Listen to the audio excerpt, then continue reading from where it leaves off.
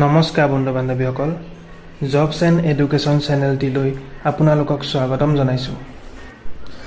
আমি আজি আলোচনা কৰিম কেইটামান কম্পিউটাৰ বিষয়ৰ ওপৰত প্ৰশ্ন উত্তৰ, যিকেইটা বিভিন্ন পৰীক্ষাত অহাৰ পূৰ্ণ সম্ভাৱনা আছে। গতিকে আহকচোন আমি বিশেষ পলম নকৰি ভিডিঅ'টি আৰম্ভ কৰোঁ।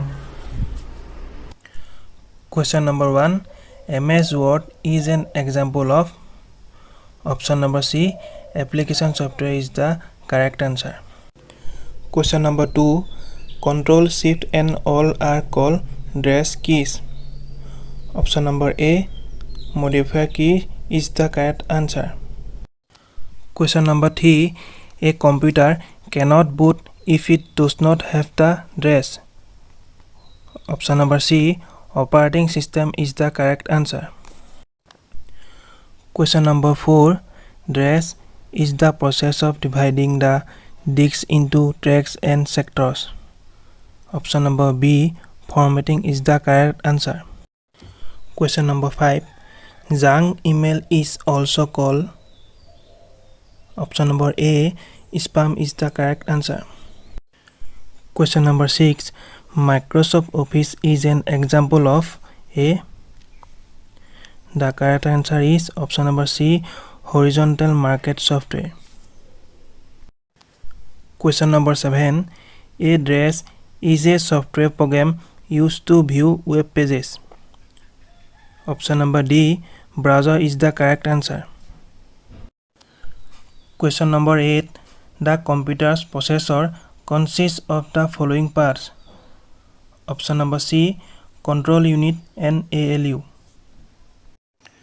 Question number 9, where is RAM located? Option number A, motherboard is the correct answer. Question number 10, the first computer was programmed using dash. Option number B, machine language is the correct answer. Question number 11, to make the numbers pad act as a directional arrow, we press option number D, shift. Question number 12, in MICR, C stand for option number D, C for character.